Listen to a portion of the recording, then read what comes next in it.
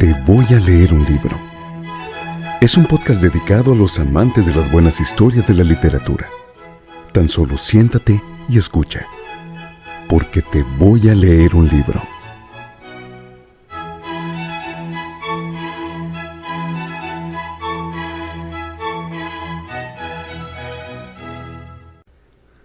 Todos los libros en este podcast están protegidos por las leyes de derechos reservados de autor.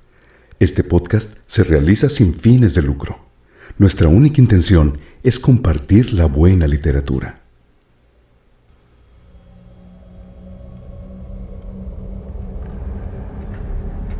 La mujer de negro, de Susan Hill. Copyright 1983. Editorial Edasa. La mujer de negro.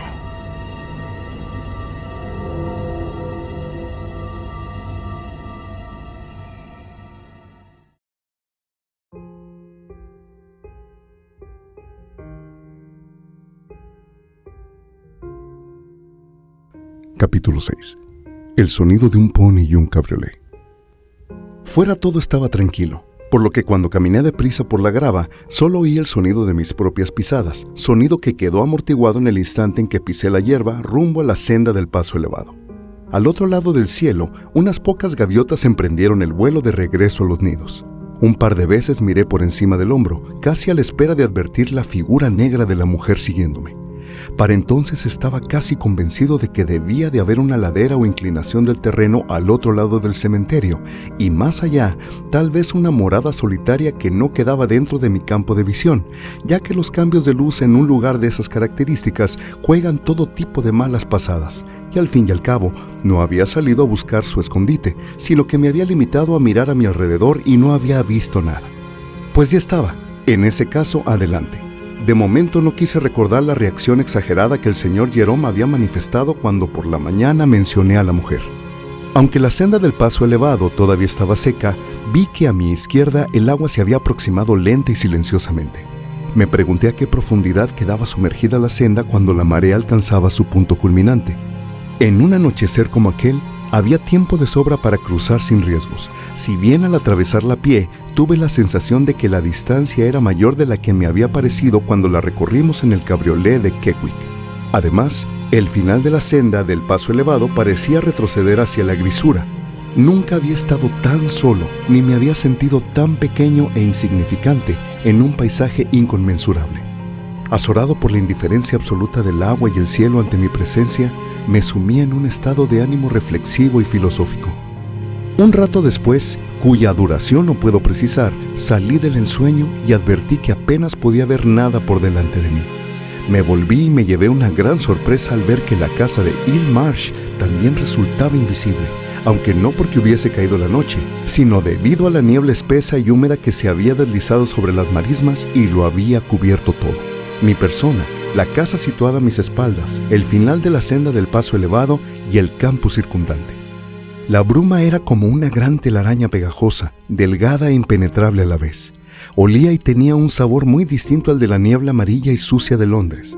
La de la ciudad era asfixiante, espesa y no se movía, mientras que esta resultaba salitrosa, ligera, clara y constantemente cambiaba de forma ante mis ojos. Tuve la sensación de que me confundía y me provocaba, como si estuviese hecha de millones de dedos vivos que reptaron sobre mí, me aferraron y luego se alejaron. Un manto húmedo cubría mi pelo, mi cara y las mangas del abrigo. Más que nada, fue lo súbito de la aparición de la niebla lo que tanto me alteró y me desorientó. Caminé despacio, decidido a no apartarme un centímetro de la senda hasta alcanzar la seguridad del camino rural.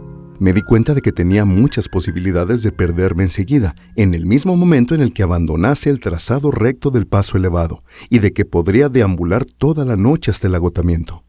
La solución más evidente y sensata consistía en desandar los pocos cientos de metros que había recorrido hasta entonces y esperar en la casa hasta que la niebla se despejara, que Keckwick viniese a buscarme o ambas cosas. Aquella caminata de regreso fue una pesadilla. Me vi obligado a dar un lento paso tras otro por temor a caer en la marisma y acabar en el agua de la marea creciente. Si miraba hacia arriba o a mi alrededor, quedaba de inmediato confundido por la niebla siempre cambiante, así que me moví a tientas y recé para llegar a la casa, que se alzaba más lejos de lo que había supuesto. En medio de la neblina remolinada y la oscuridad, oí un sonido que me levantó el ánimo. El lejano pero inequívoco chacaloteo de los cascos del pony y los chirridos y crujidos del cabriolé. Por consiguiente, Kedwick no se había inmutado a causa de la bruma, pues estaba habituado a recorrer caminos y cruzar el paso elevado en la oscuridad, de modo que me detuve. Me preparé para avistar un farol porque, sin duda, debía deportarlo, y me pregunté si debía gritar para indicarle mi presencia en el caso de que me encontrase repentinamente y me arrojara al agua.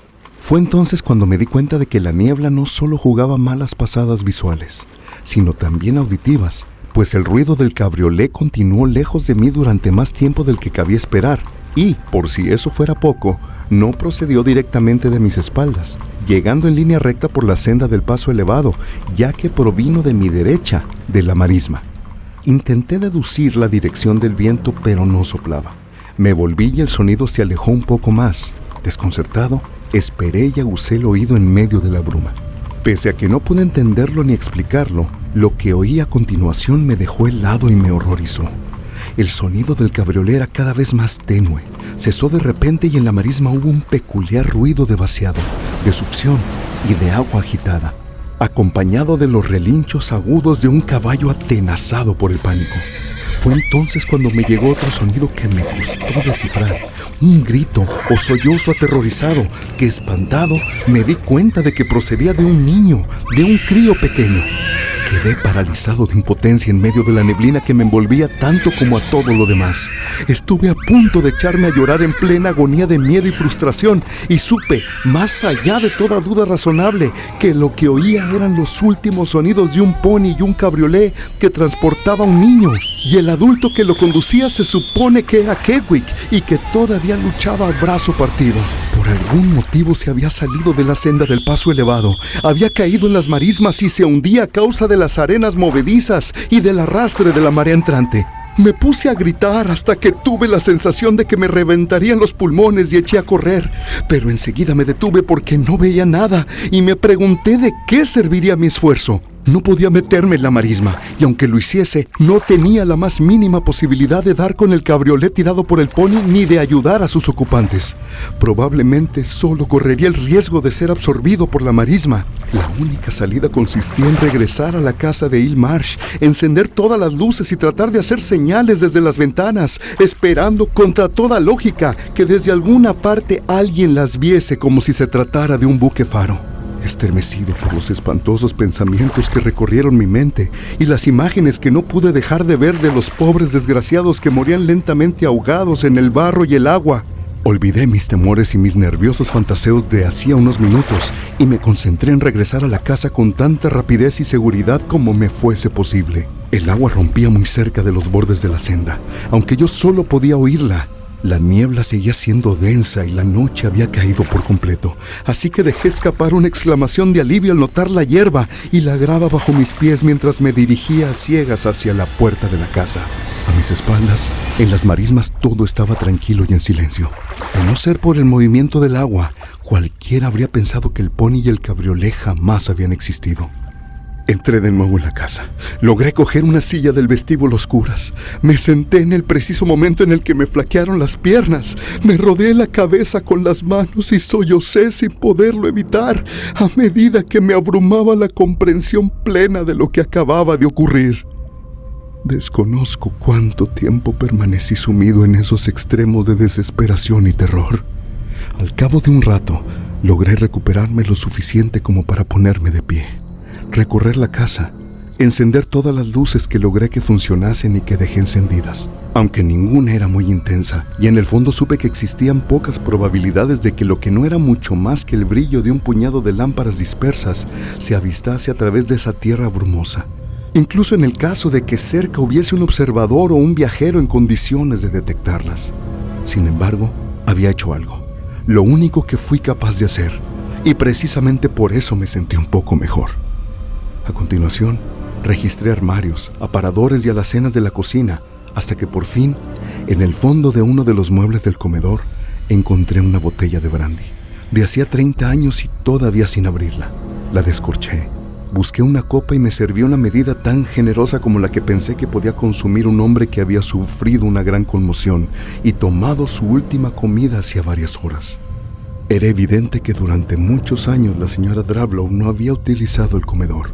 Los muebles mostraban el brillo apagado de la sal contenida en el ambiente. Los candelabros y el centro de mesa estaban deslustrados. La mantelería se encontraba rígidamente doblada y con capas de amarillado papel de seda entre una y otra, y tanto la cristalería como la vajilla estaban cubiertas de polvo. Me dirigí a la única estancia de la casa con un mínimo de comodidades, ya que todo estaba helado y olía a humedad. Me refiero al pequeño cuarto de estar, donde bebía el brandy y con toda la calma del mundo intenté decidir qué haría a continuación. A medida que el alcohol surtió efecto, la agitación disminuyó y mi mente se convirtió en un torbellino creciente. Me enfadé con el señor Bentley por enviarme a ese sitio y por mi autonomía y estupidez irreflexivas al no hacer caso de las indirectas y las advertencias veladas que me habían hecho sobre la casa.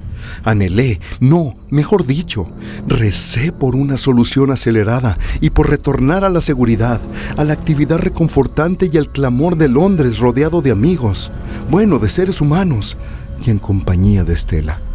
No podía permanecer quieto en esa casona claustrofóbica, que al mismo tiempo producía una extraña sensación de vacío, por lo que deambulé de un cuarto a otro, cogí este o aquel objeto para volver a dejarlos en su sitio en medio de una gran desesperanza.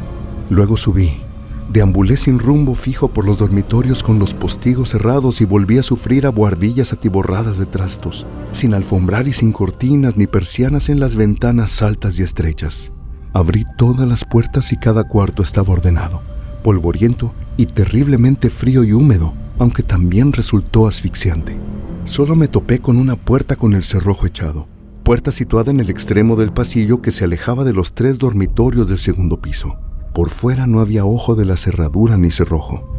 Por algún motivo inexplicable me enfadé con esa puerta, la pateé y sacudí enérgicamente el picaporte antes de darme por vencido y descender atento al retumbo de mis pisadas en la escalera. Cada pocos segundos me acerqué a una u otra de las ventanas y froté el cristal con los dedos en un intento de ver hacia afuera. Aunque retiré la delgada película de suciedad, lo suficiente para despejar un pequeño espacio, no pude quitar el cortinaje de bruma que por el exterior estaba tan pegado al cristal.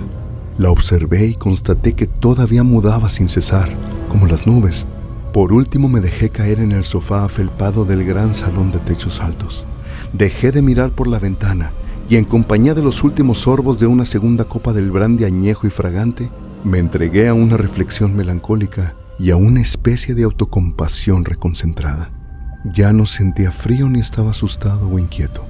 Me sentía a salvo de los espantosos acontecimientos que se habían producido en las marismas y me concedí el derecho de relajarme, de caer en ese estado pasivo, tan informe como la niebla exterior, estado en el que descansé. Me sumí y busqué, si no la paz, al menos cierto alivio en la interrupción de las emociones extremas. En mis oídos y en mi cabeza sonó y volvió a sonar un timbre. Su estrépito resonó muy cerca y extrañamente lejos a la vez. El sonido parecía oscilar y yo con él. Hice denodados esfuerzos por salir de una oscuridad que no era fija sino cambiante, al tiempo que el suelo parecía moverse bajo mis pies, por lo que me aterrorizó la posibilidad de tropezar, caer, hundirme, ser absorbido por esa vorágine espantosa y retumbante. El timbre siguió sonando. Desperté desconcertado y vi la luna, enorme como una calabaza, al otro lado de las altas ventanas, en el firmamento oscuro y despejado. Tenía la cabeza espesa, la boca pegajosa y reseca y las extremidades rígidas. Había dormido quizá minutos o tal vez horas, no lo sabía porque había perdido la noción del tiempo. Hice esfuerzos por incorporarme y advertir que el timbre que oía no formaba parte de la confusión de mi pesadilla intermitente, sino que era real y retumbaba por la casa. En la puerta había alguien. Debido al entumecimiento de los pies y a las piernas por haber estado encogido en el sofá, salí del salón y me dirigí al vestíbulo dando tumbos. Entonces comencé a recordar lo sucedido y sobre todo el asunto del cabriolé y el pony, desde el que había oído gritar al niño en medio de Hill Marsh. Con esa evocación experimenté un recrudecimiento del horror que sentía. Las luces seguían encendidas y mientras abría la puerta principal pensé que las habían visto. Contra todo pronóstico, Deseé ver una partida de buscadores y auxiliadores de hombres fuertes, de personas a las que podría contarles lo sucedido, que sabrían lo que había que hacer y que me sacarían de este sitio. A la luz del vestíbulo y de la luna llena, en la calzada de acceso de grava solo apareció un hombre, Kekwik. Tras él estaba el pony y el cabriolé. Todo era muy real, muy normal y estaba intacto. El aire era frío y límpido y el firmamento estaba salpicado de estrellas. Las marismas permanecían quietas, silenciosas, y habían adquirido un brillo plateado gracias a la luz de la luna. No quedaban vestigios de la niebla ni de nubes, y el ambiente no retenía la más mínima gota de humedad. Todo había cambiado tanto y tan profundamente que experimenté la sensación de que había renacido en otro mundo, y que lo demás había sido un sueño provocado por la fiebre. Cuando hay estos velos, tiene que esperar a que despeje. Es imposible cruzar con tanta niebla, explicó Kekwik con aplomo. Ha tenido muy mala suerte. Me pareció que tenía la lengua pegada al cielo del paladar y que mis rodillas estaban a punto de flaquear. Una vez que se levanta, también hay que esperar las mareas. Kekwik paseó la mirada a su alrededor. Este lugar es muy poco accesible. No tardaré en comprobarlo. En ese momento pude consultar la hora y vi que eran casi las 2 de la madrugada. La marea había empezado a retirarse y dejado al descubierto el paso elevado de Nine Lives. Había dormido cerca de 7 horas, casi las mismas que en una noche cualquiera, pero ahí estaba, con muchas horas por delante hasta que amaneciese, y me sentía tan abatido, desgraciado y agotado como cualquiera que ha pasado la noche sin pegar ojo. Francamente, no esperaba que viniese a buscarme a estas horas, dije sin tenerlas todas conmigo. Se lo agradezco muchísimo. Kekwik echó su gorra hacia atrás para rascarse la frente y noté que la nariz y gran parte de la mitad inferior de su cara estaban cubiertas de carnosidades, granos y verrugas, que su piel tenía la textura de las gachas y que el tono de su cutis era de un rojo oscuro y descolorido. No habría permitido que pasase la noche aquí, puntualizó el cochero. Jamás le habría hecho esa mala pasada. Tuve una fugaz sensación de vértigo, porque parecía que habíamos vuelto a la charma normal y realista. A decir verdad, me alegré de ver a Kekwik. En mi vida acogí de tan buena gana la aparición de un semejante y me alegré de ver el pequeño pony que aguardaba serena y pacientemente. Entonces evoqué el segundo recuerdo y espeté. ¿Qué le ha pasado? ¿Cómo ha conseguido llegar? ¿Cómo pudo salir? Mi corazón dio un brinco cuando me di cuenta de que no habían sido Kekwik y su pony los que se habían hundido en las arenas movedizas, sino otra persona, alguien con un niño. Ya no estaban, habían muerto. La marisma los había devorado. Las aguas se habían unido sobre sus cabezas y en esa superficie inmóvil y reluciente no se veía la menor ola ni alteración. En ese caso, ¿quién en un oscuro atardecer de noviembre y en medio de la neblina entrante y la pleamar, quién se había desplazado en cabriolé en compañía de un niño por esa zona plagada de peligros? ¿Por qué? ¿A dónde se dirigían y de dónde procedían? Al fin y a la postre, la casa de Ilmarsh era la única vivienda en muchos kilómetros a la redonda, a menos que estuviese en lo cierto en lo que se refiere a la mujer de negro y a su morada oculta. Kekwik me miraba directamente a los ojos y supuse que yo debía de estar desgreñado y alterado, que seguramente mi imagen no guardaba el menor parecido con la del abogado joven, perspicaz, responsable y seguro de sí mismo que por la tarde había depositado a las puertas de esa casa. En ese entonces el cochero señaló el cabriolé tirado por el pony y musitó: «Será mejor que suba». Sí, claro, aunque lo más probable es que... De repente Kekwik se dio la vuelta y ocupó el asiento del cochero. Miró hacia adelante, se arropó con el abrigo, se levantó el cuello hasta cubrirse la nuca y la barbilla y esperó. Era evidente que sabía a la perfección lo que me pasaba, que me había ocurrido algo que no pareció sorprenderlo, y con esa actitud me demostró de forma inequívoca que no deseaba saber nada, que no quería hacer preguntas ni tener que responderlas, y que no le interesaba hablar de lo ocurrido.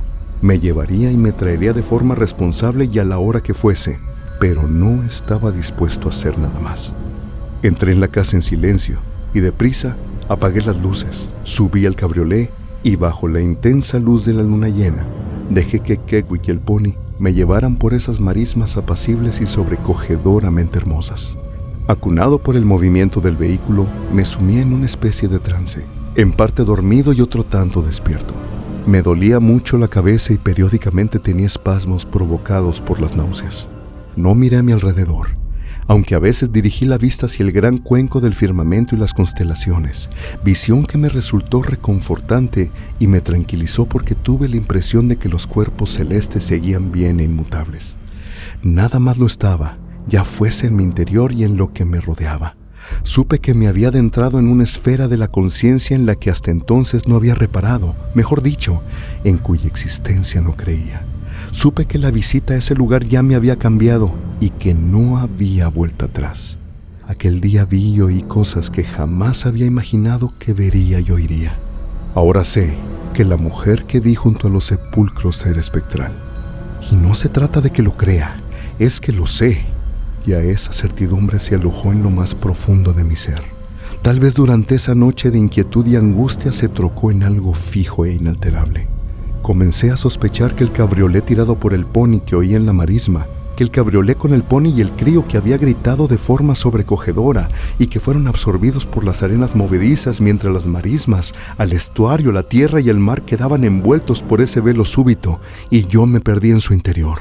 Comencé a sospechar que tampoco ellos eran reales, que no estaban allí, presentes, y que no eran palpables, sino tan fantasmagóricos como la mujer. Había oído lo que oí con la misma claridad con la que en ese momento me llegó el rodar del cabriolé y el tamborileo de los cascos del pony. También había visto lo que vi, la mujer de rostro pálido y estragado junto al sepulcro de la señora Drablow y también en el viejo cementerio. Lo habría jurado y vuelto a jurar sobre cualquiera de los testamentos. En un sentido que me resultó incomprensible, habían sido irreales, fantasmales, cosas muertas. Tras aceptarlo, enseguida me tranquilicé. Dejamos las marismas y el estuario a nuestras espaldas y viajamos por el camino en medio de esa noche serena.